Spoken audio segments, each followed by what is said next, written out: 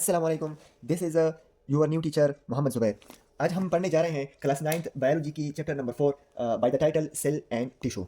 जिस तरह नाम से भी ज़ाहिर है कि हम किस चीज़ के बारे में पढ़ेंगे, सेल के बारे में पढ़ेंगे और टिश्यू के बारे में पढ़ेंगे। अब अगर कोई आपसे पूछे कि डिफाइन सेल यानी सेल है क्या, चूँकि ये चैप्टर पूरा सेल बेस है, यानी सेल क्या है, सेल के फंक्शन क्या है, सेल के स्ट्रक्चर क्या है, सेल में कौन-कौन सी चीज़ें पाई जाती है और हर एक चीज़ की फंक्शन क्या है, इसके बारे में हम पढ़ेंगे। और इसके बाद जो टिश्यू है, यानी टिश्यू किस चीज़ से बने होते हैं, एनिमल्स में और प्लांट्स में डिफरेंट टाइप्स ऑफ टिश्यू हम पढ़ेंगे इस चैप्टर में इंशाल्लाह। तो सबसे पहले हम स्टार्ट कर लेते हैं सेल से। चूंकि नाम से ही जाहिर है इस सेल्स एंड टिश्यू में हम सेल के बारे में पढ़ेंगे। अब सेल है क्या, हम डिफाइन करते हैं सेल को कुछ यूँ कि cell is the basic structural and functional unit of living organism. अगर कोई आपसे पूछे कि डिफाइन सेल, तो आपने बता देना है कि cell is the basic structural and functional unit of living organism. अब चूंकि वर्ड आया हुआ है लिविंग ऑर्गेनिज्म में, कभी कभार टीचर आपसे पूछ लेता है कि डिफाइन लिविंग ऑर्गेनिज्म, तो आपने किस तरह लिविंग ऑर्गेनिज्म को नॉन लिविंग ऑर्गेनिज्म से डिफरेंशिएट करना है। आपने 4 पॉइंट्स अपने ज़हन में रखने हैं। सबसे पहले अगर कोई आपसे पूछे, अगर कोई फॉर एग्जांपल कोई आपको एक बॉडी कह के, अगर बॉडी कह के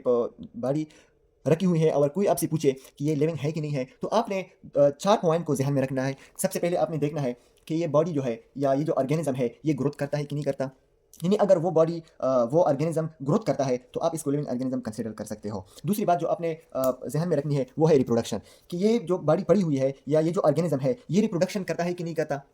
अब तीसरी बात जो फंक्शनल एक्टिविटी, चूंकि इस ऑर्गेनिज्म में फंक्शनल एक्टिविटी होती है कि नहीं होती। फॉर एग्जांपल एक फंक्शनल एक्टिविटी अगर हम कहें कि ये रिस्पायरेशन करता है कि नहीं करता, इसमें हार्ट बीट है कि नहीं है, इसमें माइकोडियल फंक्शन है हार्ट के, इसमें जो और फंक्शनल एक्टिविटी पाई जाती है कि नहीं पाई जाती, आपने इस चीज़ को भी पॉइंट करना है। और तीसरी बात and continual changes proceeding death, इस बॉडी में इस ऑर्गेनिज्म में चेंजेस आती है कंटिन्यूसली कि नहीं, और वो चेंजेस डेथ काज करती है कि नहीं करती। आपने इस 4 पॉइंट को अपने जहन में रखना है कि अगर कोई आपसे पूछे कि डिफाइन लिविंग ऑर्गेनिज्म या differentiate between living and non living organism, तो आपने ये 4 पॉइंट्स बताने हैं। सबसे पहले आपने ये देखना है कि ये बॉडी जो है ये ग्रोथ करता है कि नहीं करता। दूसरी बात, ये बॉडी जो है रिप्रोडक्शन करती है कि नहीं करती है।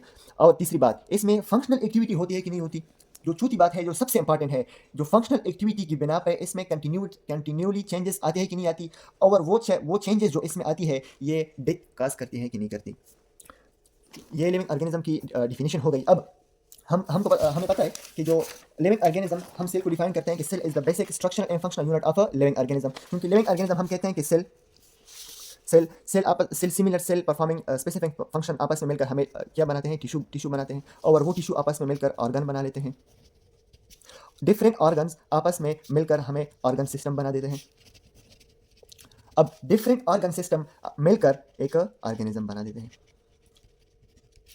मैं कोशिश करता हूं कि आपको जो basic structural and functional unit, हम तो कह देते हैं कि cell is the basic structural and functional unit of living organism. मैं ये डिफाइन करना चाहता हूं कि ये लिविंग ऑर्गेनिज्म की जो सेल है, ये क्यों structural and functional unit of living organism है। अब अब लिविंग ऑर्गेनिज्म में डिफरेंट ऑर्गन सिस्टम पाए जाते हैं। अब डिफरेंट ऑर्गन सिस्टम बनी हुई हैं ऑर्गन से, क्योंकि लिविंग ऑर्गेनिज्म में मैं एक ऑर्गन ले लेता हूं लंग्स की।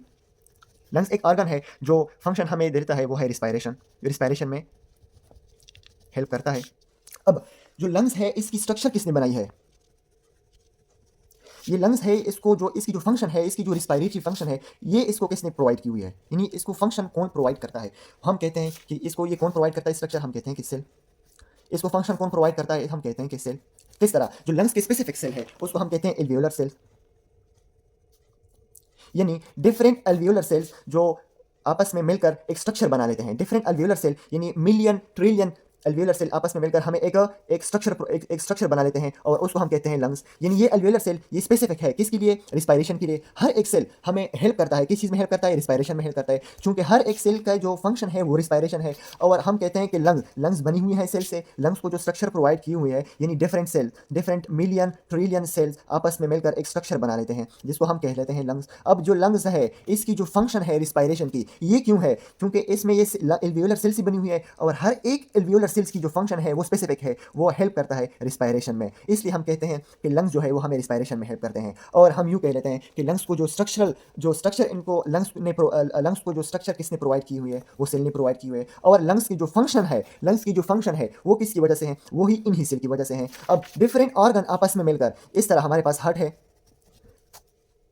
ब्लड सेल्स है, ब्लड वेसल्स है, ब्लड है, ये हमारे पास कार्डियोवास्कुलर सिस्टम बना लेता है। अब हार्ट भी स्पेसिफिक सेल से बना हुआ होगा और वो स्पेसिफिक फंक्शन भी परफॉर्म किया हुआ होगा। ब्लड सेल्स, ब्लड वेसल्स है, ये भी स्पेसिफिक फंक्शन परफॉर्म करते हैं, ब्लड को लेकर जाते हैं टुवर्ड्स द एवरी सेल्स, और फिर जो न्यूट्रंस है, जो वास्ट मटेरियल है, वो फिर लेकर आ जाते हैं। इस तरह ऑक्सीजन टू प्रोवाइड, ऑक्सीजन जो ब्लड वेसल में ब्लड होता है, जो वो ऑक्सीजन प्रोवाइड करते हैं टुवर्ड एवरी सेल, और उससे जो रिस्पायरेशन में जो CO2 एक्सक्रीट हो जाता है, वो फिर लेकर आ जाता है। इस तरह ये सिस्टम बना हुआ होता है। इस तरह हमारे पास रिस्पायरेटरी सिस्टम भी बना हुआ है, और ये डिफरेंट ऑर्गन सिस्टम, क्योंकि इसमें डिफरेंट ऑर्गन्स फंक्शन करते हैं और डिफरेंट ऑर्गन सिस्टम हमारे पास ऑर्गेनिज्म बना लेते हैं। इसलिए हम कहते हैं कि जो लिविंग ऑर्गेनिज्म की जो स्ट्रक्चरल एंड फंक्शनल यूनिट है, वो हमारे पास है सेल। क्योंकि लिविंग ऑर्गेनिज्म को जो स्ट्रक्चर प्रोवाइड की हुई है, वो इन्हीं सेल ने प्रोवाइड की हुई है। और इस लिविंग ऑर्गेनिज्म में जो डिफरेंट फंक्शन होते हैं, जो भी इसमें फंक्शन होता है, क्योंकि वो रिस्पायरेशन है, वो इसमें ब्लड जो कार्डियोवास्कुलर सिस्टम है, जो डाइजेस्टिव सिस्टम है, वो डिफरेंट सिस्टम है, वो डिफरेंट सेल से बनी हुई है, और वो सेल स्पेसिफिक फंक्शन परफॉर्म करते हैं। क्योंकि इसलिए हम कहते हैं कि जो लिविंग ऑर्गेनिज्म की जो स्ट्रक्चरल एंड फंक्शनल यूनिट है, वो है सेल। अब आपने सेल की कैरेक्टरिस्टिक्स क्या होनी चाहिए? अगर कोई आपसे पूछे कि, या कोई आपको स्लाइड दे और वो कहे कि ये माइक्रोस्कोप है, आप मुझे बताएं कि ये सेल है, ये चीज़ इसमें क्या पड़ी हुई है, या कोई आपसे पूछे कि या हम हर एक चीज़ को सेल तो नहीं कह सकते, आपने कुछ उसकी जो कुछ पॉइंट है सेल के लिए जो ज़रूरी है, वो पॉइंट अभी एक्सप्लेन करने लगा हूँ। ये नहीं, आप इस तरह कह सकते हो कि कैरेक्टरिस्टिक्स ऑफ सेल क्या होनी चाहिए। सबसे पहले आपने देखना है कि जो ये सेल है, इसकी जो कैरेक्टरिस्टिक्स है, वो आपने देखना है कि इस सेल का सेल मेम्ब्रेन है कि नहीं है। सेल मेम्ब्रेन क्या है? सेल मेम्ब्रेन हमारे पास है, लेयर है, एक लेयर है जो बनी हुई है प्रोटीन से प्लस लिपिड से। यानी सबसे पहला पॉइंट आपने देखना है जो कैरेक्टरिस्टिक्स ऑफ सेल में है, वो आपने सबसे पहला पॉइंट ये देखना है कि ये इस सेल में सेल मेम्ब्रेन है कि नहीं है। अब सेल मेम्ब्रेन क्या है? ये एक लेयर है जो प्रोटीन और लिपिड से बनी हुई है। अब दूसरी बात आपने ये ध्यान में रखनी है कि इसमें साइटोप्लाज्म पाया जाता है कि नहीं पाया जाता। अब साइटोप्लाज्म क्या है? साइटोप्लाज्म इज अ झिल्ली सब्सटेंस या सेमी लिक्विड है जो इसको कवर किया हुआ होता है। किसने कवर किया हुआ होता है? सेल मेम्ब्रेन ने। अगर मैं कहूँ कि ये साइटोप्लाज्म है जो एक जेली लाइक सब्सटेंस है, और ये सेल मेम्ब्रेन है, अगर ये दो पॉइंट आपने इसमें नोट कर लिए, तो फिर ये इट मीन्स कि ये सेल है। अब जो तीसरी बात है कि इसमें जेनेटिक मटेरियल पाई जाती है कि नहीं पाई जाती। अब जेनेटिक मटेरियल क्या है? ये डीएनए, आरएनए। इसमें इसके साइटोप्लाज्म में डीएनए, आरएनए है कि नहीं है, या इसके जो अब हम जो चौथी पॉइंट है वो है ऑर्गेनेली, कि इसमें ऑर्गेनेली पाई जाती है कि नहीं पाई जाती। अब ऑर्गेनेली क्या है? It is specialised structure performing specific function. ये साइटोप्लाज्म में एक स्पेशलाइज्ड स्ट्रक्चर होते हैं जो एक स्पेसिफिक फंक्शन परफॉर्म करते हैं। फॉर एग्जांपल माइटोकॉन्ड्रिया है, माइटोकॉन्ड्रिया की फंक्शन है energy production. For example ribosomes है, राइबोसोम की फंक्शन है protein synthesis. For example Golgi bodies है, सिक्रीशन में हेल्प करता है और पैकेजिंग में हेल्प करता है।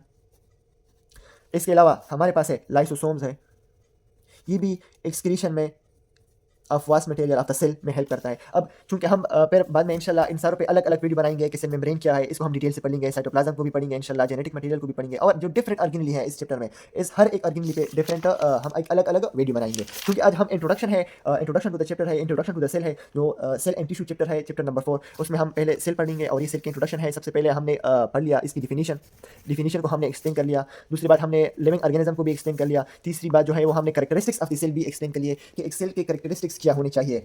अगर शॉर्ट क्वेश्चन आ जाए कि व्हाट इज सेल, आपने इस तरह से वाइज लिखना है। सबसे पहले आपने लिखना है डिफिनीशन, दूसरी बात आपने लिखनी है कैरेक्टरिस्टिक्स ऑफ द सेल्स, तीसरी बात जो आपने लिखनी है वो है टाइप्स ऑफ द सेल्स, और चौथी बात आपने लिखनी है फंक्शन ऑफ द सेल। अब डिफिनीशन भी हो गई है, कैरेक्टरिस्टिक्स ऑफ द सेल भी हो गई है, अब हम पढ़ेंगे टाइप्स ऑफ द सेल। हमारे पास different types of the cell है। इसको हम फिर प्रोकैरियोटिक सेल्स है, यूकैरियोटिक सेल्स है, सोमेटिक सेल्स है एंड जर्म सेल है। प्रोकैरियोटिक और यूकैरियोटिक सेल पे हम एक अलग वीडियो बनाएंगे, क्योंकि इस पे कभी कभार शॉर्ट क्वेश्चन आ जाता है कि difference between prokaryotic and eukaryotic cell. अब जनरली हम पढ़ेंगे कि टाइप्स ऑफ सेल क्या है। तो एक है हमारे पास प्रोकैरियोटिक सेल्स। अब प्रोकैरियोटिक सेल्स, कौन से सेल्स को हम प्रोकैरियोटिक सेल्स कहते हैं? हम हर उस सेल को प्रोकैरियोटिक सेल कहेंगे जिसमें न्यूक्लियस ना हो, यानी जिसमें ट्रू न्यूक्लियस ना हो, जिस सेल में न्यूक्लियस ना पाई गई हो, हम उस सेल को प्रोकैरियोटिक सेल कहेंगे। ये तो इसकी पहला पॉइंट है। अब दूसरी पॉइंट क्या है कि इसमें मेम्ब्रेन बाउंडेड ऑर्गेनेली ना हो। यहाँ ऑर्गेनेली हमने ribosome, mitochondria, Golgi body, lysosome, ये राइबोसोम हमने पढ़ लिया है। अब हम अलग वीडियो में भी हम हर एक ऑर्गेनेली को भी पढ़ेंगे, इंशाल्लाह आपको समझ आ जाएगी। चूँकि अगर आपसे कोई पूछे कि प्रोकैरियोटिक सेल क्या है, तो उसको आप कहोगे कि प्रोकैरियोटिक सेल हम उस सेल को कहते हैं जिसमें ट्रू न्यूक्लियस ना हो, और ट्रू न्यूक्लियस के साथ साथ इसमें मेम्ब्रेन बाउंडेड ऑर्गेनेली ना हो। अब यूकैरियोटिक सेल कौन से सेल होते हैं? यूकैरियोटिक सेल वो सेल होते हैं जिसमें ट्रू न्यूक्लियस हो, यानी उसमें अगर आप न्यूक्लियस देखो कि उसमें न्यूक्लियस पाया गया है और presence of membrane bounded organelle हो, उसमें माइटोकॉन्ड्रिया हो, इस पे मेम्ब्रेन बाउंडेड हो, उसमें राइबोसोम हो, उस पे मेम्ब्रेन बाउंडेड हो, उस पे गोल्जी बॉडी हो, उस पे मेम्ब्रेन बाउंडेड हो, तो आप उस सेल को क्या कहोगे? यूकैरियोटिक सेल कहोगे। जो एक है सोमेटिक सेल। सोमेटिक सेल कौन से सेल होते हैं? Somatic cell make majority of the body cells and responsible for the functions like movement, sensation etcetera. हमारी बॉडी जो बनी हुई है वो ऑलमोस्ट सोमेटिक सेल से बनी हुई है जो स्पेसिफिक फंक्शन परफॉर्म करते हैं। और 4 टाइप्स है हमारे पास। जम सेल इंशाल्लाह हम रिप्रोडक्शन के चैप्टर में पढ़ेंगे कि जम सेल वो सेल है जो रिप्रोडक्शन में हेल्प करते हैं। अब डिफिनीशन भी हो गई है, करेक्टरिस्टिक्स ऑफ द सेल भी हो गई है, टाइप्स ऑफ द सेल भी हो गई। अब हम पढ़ेंगे फंक्शन ऑफ द सेल। अब फंक्शन ऑफ द सेल क्या है? सेल अब फंक्शन वो सेल्स